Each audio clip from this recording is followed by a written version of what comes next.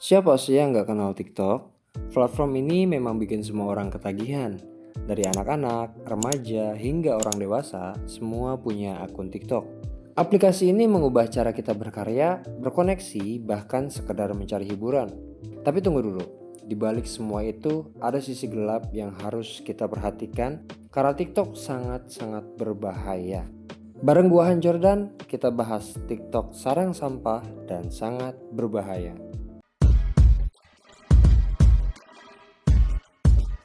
Ada banyak tantangan viral yang ikut mewarnai TikTok, mulai dari dance challenge hingga tren yang bisa dibilang ekstrim. Tapi gak sedikit yang melibatkan resiko. Percaya nggak? Banyak orang yang ikut tren tanpa berpikir panjang dan ujung-ujungnya malah merusak kesehatan fisik dan mental mereka. Ada yang sampai melakukan hal-hal aneh cuma karena ingin viral. Nah, yang lebih parah lagi bukan cuma tubuh yang jadi taruhan, tapi kesehatan mental pun jadi korbannya. Ini dia yang bikin banyak orang khawatir. TikTok memang penuh dengan hiburan, tapi juga dipenuhi oleh konten yang berbahaya dan gak bermanfaat. Ada tantangan yang bisa bikin orang terluka, bahkan ada yang melibatkan perilaku negatif seperti bullying, body shaming, hingga konten yang mengajarkan hal-hal tidak sehat. Padahal kita semua tahu TikTok itu jadi sarana utama buat belajar hal baru, bukan untuk mengikuti hal yang bisa merusak diri kita sendiri. Tapi nggak cuma sampai di situ aja. TikTok juga nggak bisa lepas dari masalah konten sampah. Banyak banget video-video yang nggak punya nilai edukasinya sama sekali. Apalagi tahun 2025 ini. Kenapa gue bilang banyak konten sampah di TikTok? Karena makin kesini banyak banget konten yang nggak mendidik sama sekali. Kayak dance yang lebih ke arah vulgar atau seksi.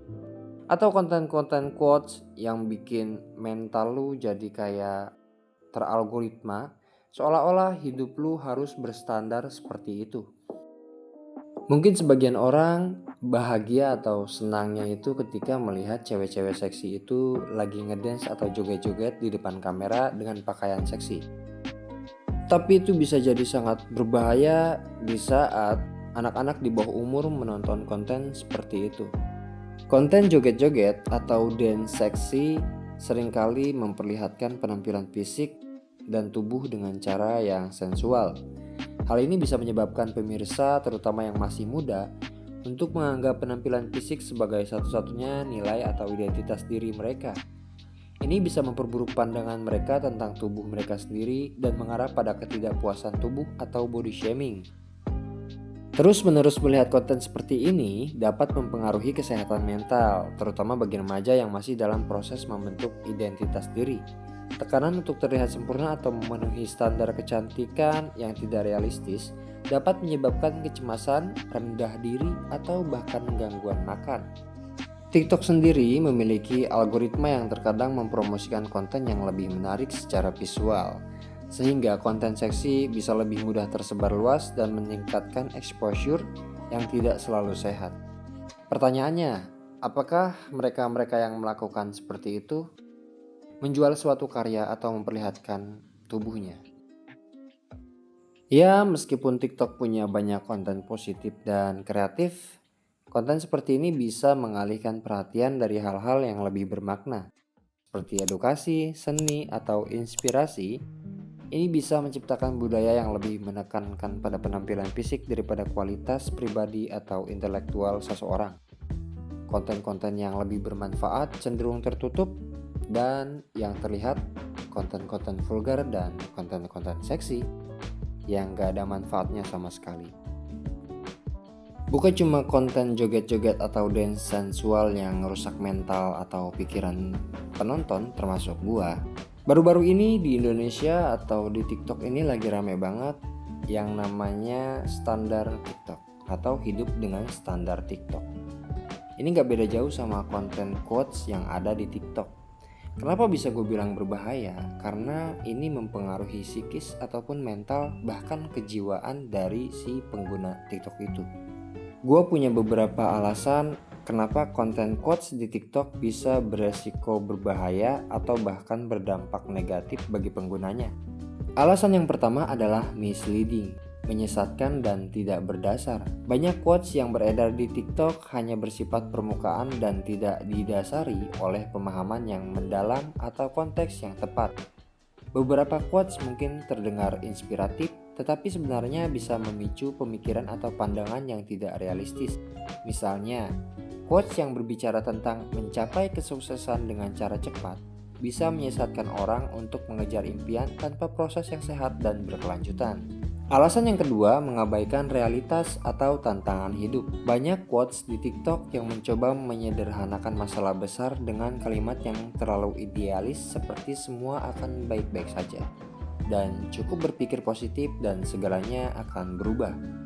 Meskipun niatnya mungkin untuk memberikan semangat, quotes seperti ini bisa mengabaikan kenyataan bahwa hidup penuh dengan tantangan yang memerlukan usaha, kerja keras, dan terkadang bantuan profesional. Ini bisa membuat orang merasa gagal atau tidak cukup baik ketika kenyataan tidak seindah apa yang dikatakan dalam quote tersebut. Alasan yang ketiga, salah memahami tujuan hidup dan pencapaian. Beberapa quotes di TikTok terlalu menekankan pencapaian atau kesuksesan materi. Pesan seperti ini dapat memotivasi orang untuk mengejar hal-hal yang bersifat materi atau status sosial tanpa mempertimbangkan kesejahteraan mental dan emosional mereka. Ini bisa menyebabkan perasaan tertekan atau membandingkan diri dengan standar yang tidak realistis. Ada juga quotes yang secara tidak langsung mempromosikan pandangan yang tidak sehat tentang kesehatan mental, seperti jangan menangis, jangan tunjukkan kelemahan, atau kamu harus terus berjuang, jangan berhenti. Pesan-pesan seperti ini bisa mendorong orang untuk menahan perasaan, tidak meminta bantuan saat mereka membutuhkannya, atau mengabaikan pentingnya pemulihan mental. Ini bisa memperburuk kondisi kesehatan mental seseorang, terutama bagi mereka yang sudah mengalami kecemasan atau depresi. Alasan yang kelima, mendorong perbandingan sosial yang negatif. Seringkali quotes di TikTok yang berkaitan dengan sukses, kekayaan, atau pencapaian pribadi bisa menumbuhkan perasaan iri atau perbandingan sosial. Dengan melihat orang lain yang terlihat lebih sukses atau lebih bahagia, penggunanya bisa merasa minder, merasa tidak cukup baik, atau bahkan kehilangan rasa percaya diri. Perbandingan sosial ini seringkali tidak sehat karena orang lebih fokus pada gambaran luar, bukan pada perjalanan pribadi mereka.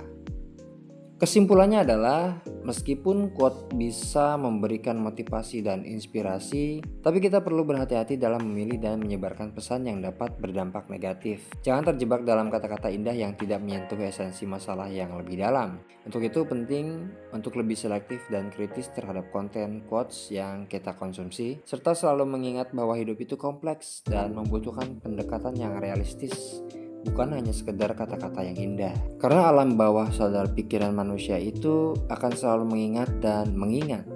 Ketika dia membaca quotes yang mungkin tidak relevan dengan dia akan dengan subjektifnya menyamakan quotes itu dengan kehidupan dia di masa lalu. Terlepas dari banyaknya konten sampah atau bahayanya resiko menggunakan TikTok, kita tetap harus mengapresiasikan bagi teman-teman yang masih membuat konten edukasi, inspiratif, dan kreatif. Terlepas dari banyaknya konten-konten sampah yang kita konsumsi setiap hari.